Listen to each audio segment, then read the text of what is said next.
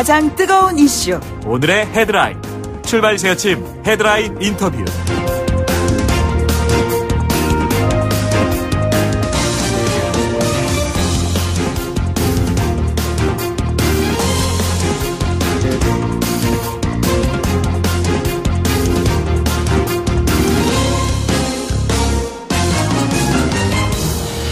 네, 창원, 성산, 그리고 통영, 고성까지 포함된 그 4.3 보궐선거 이후의 정치권 상황이 궁금하지 않습니까? 특히 창원, 성산에서 승리한 정의당의 여영국 의원의 당선 일성이 공동교섭단체 복원이었습니다. 민주평화당하고 공동교섭단체를 다시 꾸리겠다는 그런 얘기 아니겠습니까? 하지만 예상치 못하게 민평당 내에서도 반대 목소리도 있는 것 같습니다. 예를 들자면 떡 줄 사람은 생각하지도 않는데 김치국부터 마신 것이 아니냐 이런 얘기도 들리고 있죠. 자세한 내용을 한번 짚어보도록 하겠습니다. 민주평화당의 김경진 의원 모셨습니다. 어서 오십시오. 안녕하십니까. 김경진입니다. 주말에 고성 산불로해서 여러 가지 정치권에서도 얘기 좀 많이 있었는데 의원님 어떻게 지내셨는지요? 예, 저는 지역구에서 네. 이제 사실은 고성분들에게는 이제 죄송하긴 하지만 어쨌든 지역구에서는 이런저런 행사들이 봄철이다 보니까 굉장히 많았습니다. 네네. 그래서 이제 행사 찾아다니면서 인사하고 또 지역분들이 무슨 생각을 하고 있고 뭘 바라는가 그런 얘기 쭉 들으면서 지냈습니다. 네네. 지난주에는 정치권 관련해서 그 의원 총회도 열고 공동교섭단체 구성 문제도 논의하시고 그랬는데 네. 결론은 내지 못하셨죠? 예, 그렇습니다. 어떤 얘기가 주로 오갔습니까? 우선 당연히 해야 된다라는 이제 얘기들이 좀 있었고요. 네네. 또 하지 말아야 된다라는 얘기가 있었고, 근데 이제 그게 의총 시간이 굉장히 다르네요. 그럼 양쪽 의견이 그렇습니다. 공존하는 거네요. 예. 그리고 이제 의총이 국회 본회의 1시간 전에 열려가지고 너무 짧다. 이게 굉장히 중대한 문제니까 조금 넉넉하게 시간을 두고 좀 천천히 좀 길게 얘기를 해보자. 네네. 그런 어떤 절차적인 얘기도 있어서 결국은 뒤로 미뤄졌습니다. 앞으로 이 일정은 어떻게 되죠? 내일 아마 저녁쯤 해서 내일 끝장 토론이 아마 있을 것 같고요. 거기서 네네. 결론이 날 것 같습니다. 의원께서는 어떤 입장을 가지고 계십니까? 저는 하지 말자라는 입장입니다. 예. 그러니까 이제 저도 그렇고 박전 전 대표도 그렇고 네네. 또 장병원 원내대표도 상당히 좀 부정적이신 것 같고 그러는데 이유는 이렇습니다. 그러니까 이제 교섭단체라고 하는 것은 정당법에 20인 이상의 소속 의원이 포함되어 있는 정당이 당연히 이제 교섭단체가 되는 것이고요. 다만 예외적으로 교섭단체가 안 되는 정당이나 또는 무소속 의원들이 20명을 모았을 경우에는 예외적으로 교섭단체를 만들 수 있도록 되어 있습니다. 평화와 정의연대가 이제 결국에 그렇지 않습니까? 예. 근데 원래 정당법의 교섭단체의 원칙은 한 개의 정당이 20명 넘으면 그 정당 단위로 해서 그 국회 운영에 관한 어떤 절차적인 합의를 하기 위해서 교섭단체라고 하는 지위를 부여하는 거거든요. 그렇죠. 예.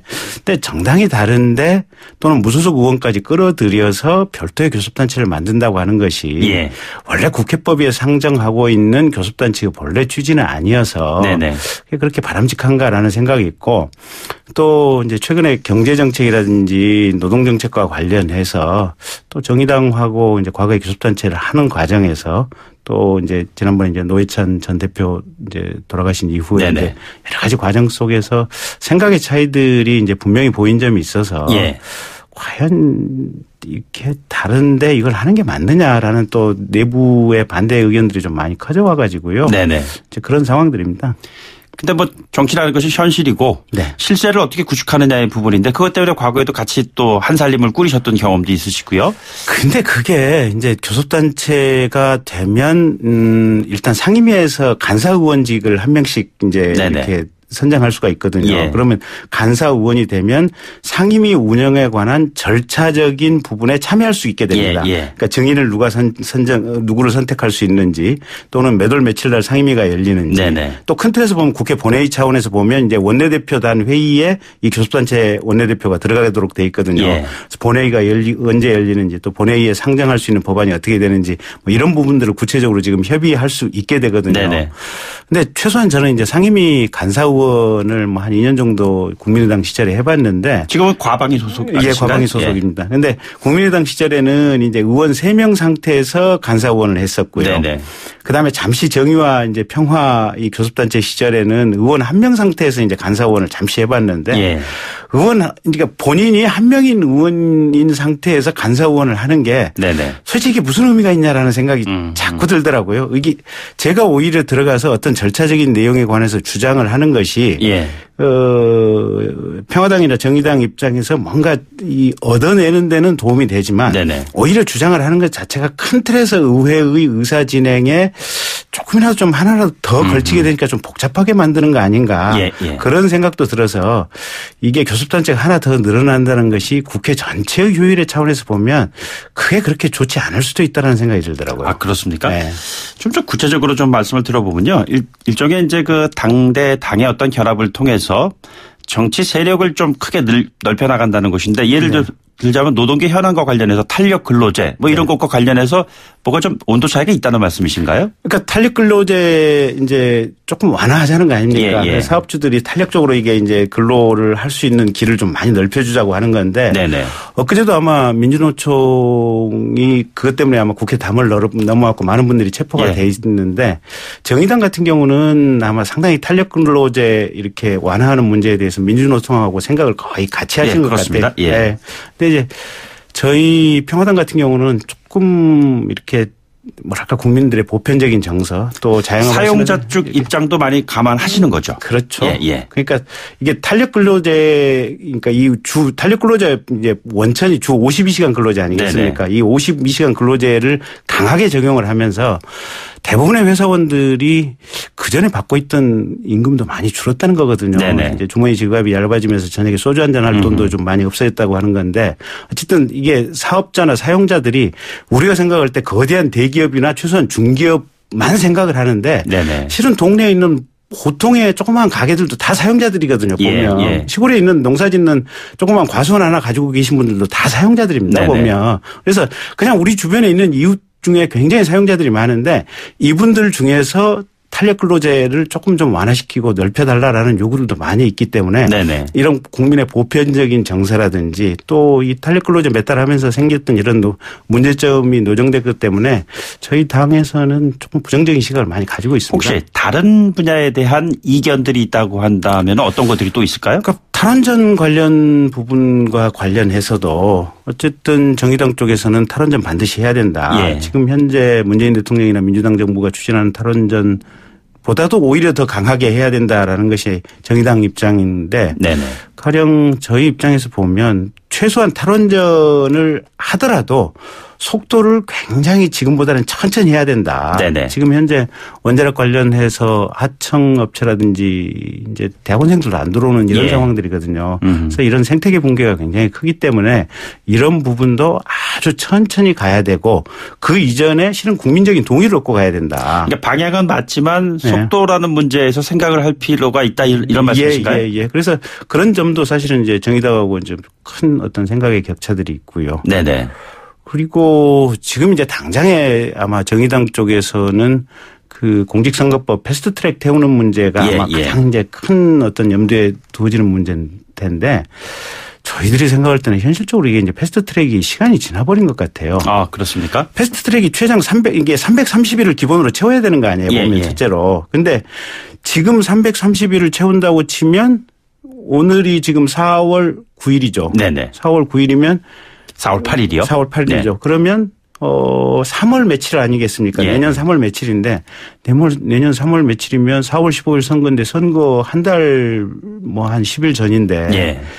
그 법이 되고 나면 또 선거구 획정 이제 225석 지역구 기준으로 해서 별도로 이렇게 만들어 물론 이제 하는 과정에도 할 수도 있겠지만 그래서 이건 현실적으로 저희는 불가능하다라고 보고 있고 패스트트랙을 태우는 것 자체가 이게 우리가 교섭단체로 이게 해서 들어가느냐 이 문제가 아니고 예.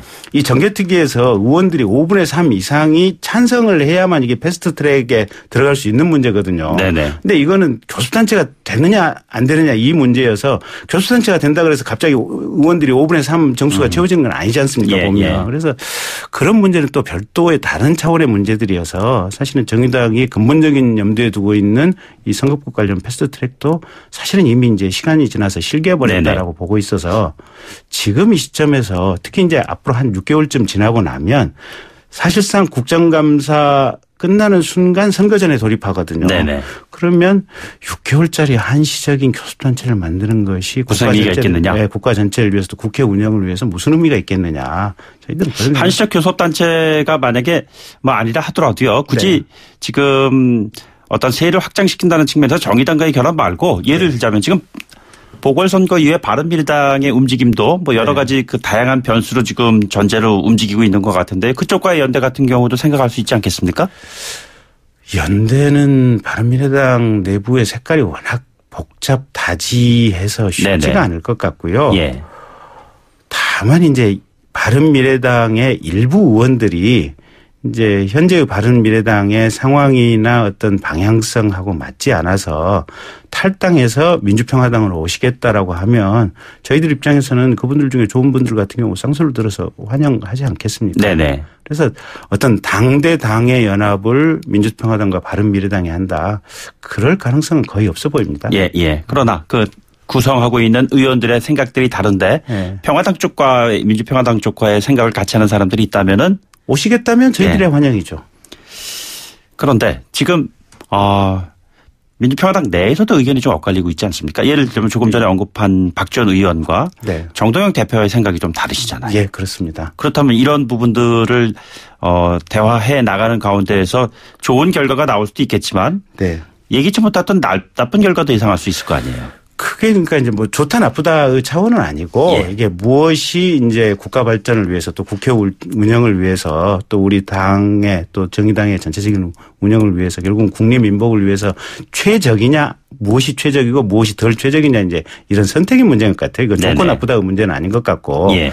근데 어쨌든 이 문제는 최소한 이 정의당 6명 그다음에 민주평화당 14명 중에 누구 한 명이라도 반대를 하면 네네. 될 수가 없는 문제입니다. 예. 그러니까 이제 국회법 이게 33조에 이렇게 돼 있거든요. 보면 그러니까 단서에 다만 다른 교섭단체에 속하지 아니하는 20명 이상의 의원으로 따로 교섭단체를 구성할 수 있는데 그 교섭단체의 대표 의원은 그 단체의 소속 의원이 연서 날인한 명부를 의원에게 제출해야 된다라고. 예, 예. 그러니까 모든 의원들이 다 각각 한 명 한 명씩 의원 자격에서 거기에 동의서에 서명 날인을 해서 제출해야만 교섭단체가 되는 겁니다. 예, 예. 그래서 단 한 명이라도 나는 거기에 연서 날인을 안 하겠다라고 하면 이게 교섭단체가 구성 자체가 안 되는 거죠. 지난번 정의화평화연대와는 정말 상황이 좀 다른 거네요. 그러면은. 그렇죠.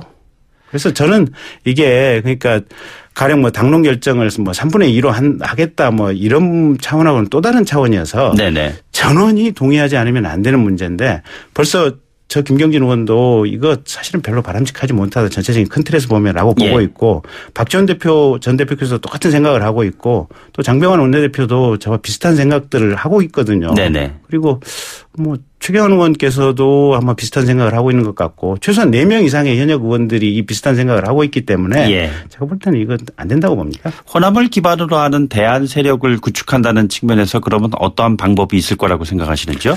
근데 무슨 대안 세력 구축 호남을 기반으로 한다고 하는 것도 우습고요. 그러니까 이제 저희 민주평화당 의원들이 제가 생각할 때는 뭐 저도 과거에 뭐 검찰청에서 부장검사를 했었고 예. 또 저희 당의 장병원 원내대표 같은 경우는 기획재정부 장관을 했지 않습니까? 네네. 두루두루 개인적으로 보면 좋은 어떤 자질과 과거 경력을 가지고 있는 사람들이 많은데 저희들이 이제 지지도라든지 이런 데서 갇혀 있는 건 뭐냐면 대부분의 지역구 의원들이 호남 의원이다 보니까 네네. 저건 이제 지역주의 표방 정당이다라고 해서 이제 그것 때문에 국민들로 인해서 또 사회 전체적으로 신뢰를 못 받고 이제 뭐 이런 거 아니겠습니까? 그래서 호남을 기반으로 한 무슨 정당을 구축한다라고 하는 것은 시대착오적인 어떤 그런 것 같고요. 네네. 저희들은 이제 정말 뭐랄까 중도 합리적이고 현실의 바탕을 둔 정책적 대안을 내놓을 네네. 수 있는 그리고 과거에 전문가 경험이 있는 이런 정당으로서 정책적인 활동을 하겠다.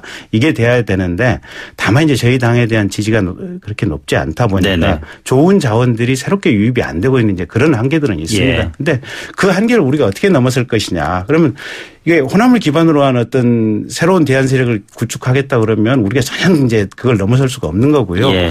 지금까지 했던 비전들 그다음에 어쨌든 현재의 집권 세력이 가지고 있는 정책적인 실기와 결함들 이런 부분들 그다음에 야당의 대표 주자인 자유한국당이 제대로 못하고 있는 이런 부분들과 관련해 가지고 우리가 어쨌든 지역적인 한계는 있지만 네네. 지금까지 이런 의정 활동을 해왔고 앞으로 이렇게 하겠다라는 것을 보여줌으로써 그런 대안 세력을 구축해야죠. 당까지 좀 바꿔 가시면서 합리적 네. 중도였던 노선을 추구해 오신 걸로 많은 또 유권자들은 그 의원을 판단하고 뭐 그럴 수도 네. 있을 텐데 말이죠. 그럼에도 네. 불구하고 이번 보궐선거를 보면은 네. 유세 과정에서 극단으로 오가는 그 당들의 어떤 그런 발언들 이런 것들로 인해서 유권자들이 많이 실망도 하고 그랬습니다. 그런데 합리적 중도라는 길을 걷는다는 것이 그렇게 쉬운 일이 않지 않습니까? 그렇죠. 이게 이제 제일 갖다 붙이기 쉬운 말이 뭐냐면 뭐 박쥐, 이중대 아니 중간에 있으면 항상 박쥐예요. 보면 네네. 이것도 아니고 저것도 아니고 중간적 위치니까 예. A 입장에서 보면 뭐 이렇게 B에 가까워 보이니까 박쥐고 B 네네. 입장에서 보면 또 A에 가까워 보이니까 박쥐고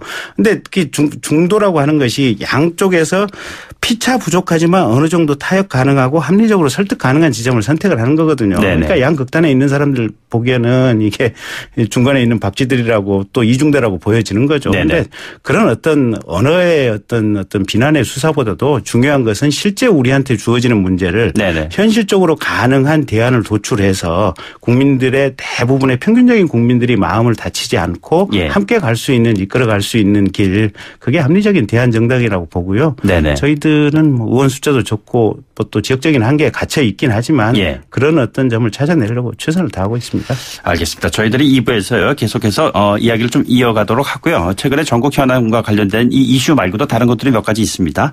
계속해서 이 얘기를 좀 이어가 보도록 하겠습니다. 잠시 광고 듣고 오겠습니다.